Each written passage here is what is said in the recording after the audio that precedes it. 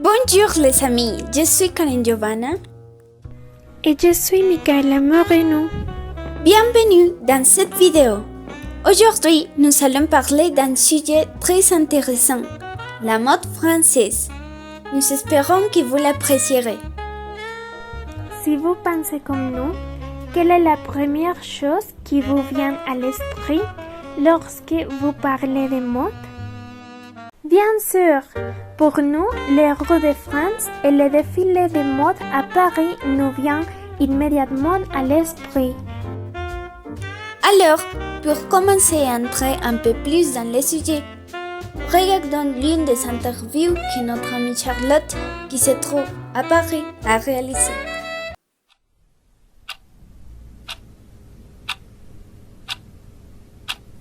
Bonjour chers amis, je suis Charlotte Bénard, une journaliste qui est à Paris pour en savoir plus sur ce que représente la mode pour les Français.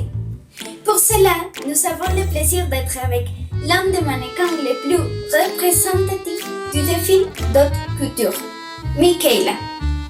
Alors Micaela, dis-nous, pensez-vous que la mode est un thème important pour les Français?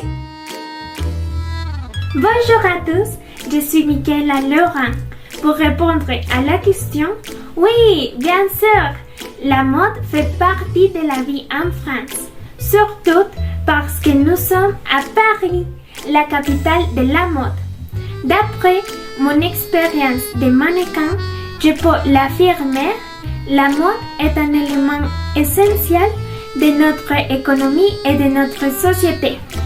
C'est un art de choisir la façon dont nous nous habillons et nous soignons, de porter des objets qui reflètent l'identité que nous souhaitons projeter et les humeurs que nous traversent.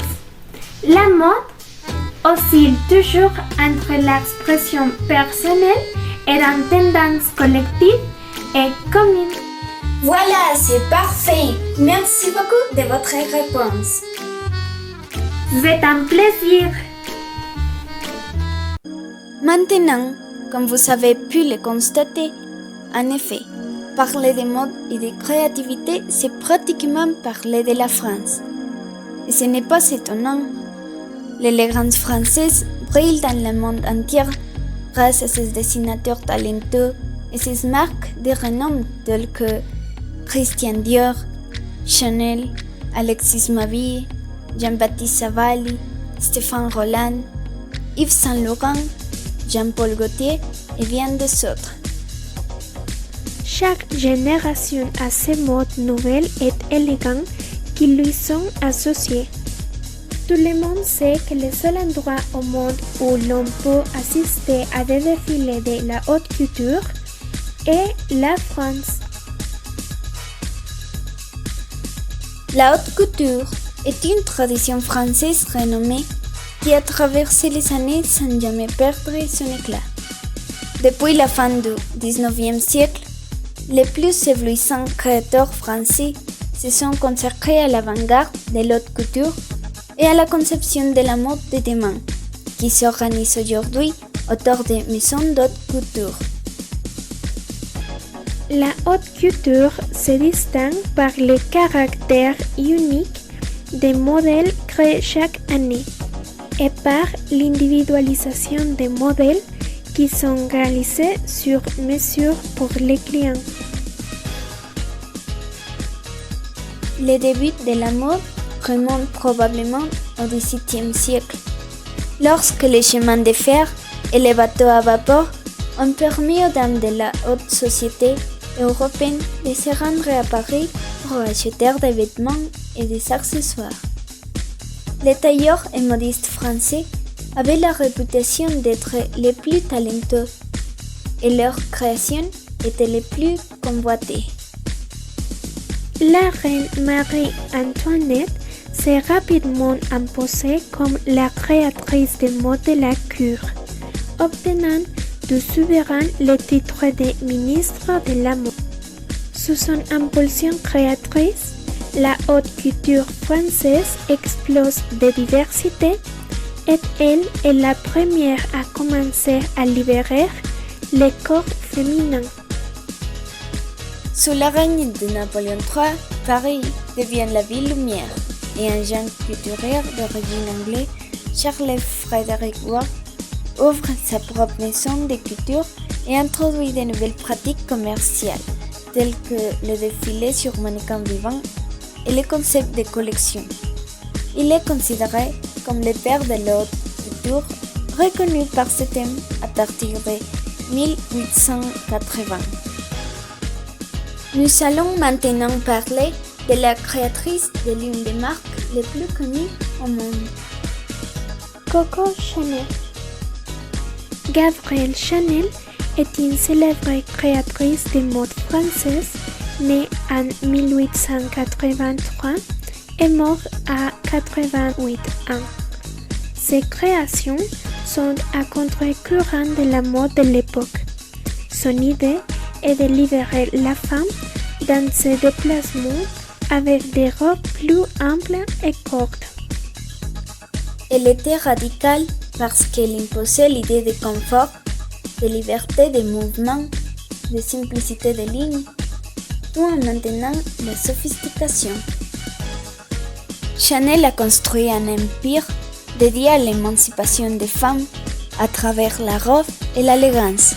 Une femme admirée.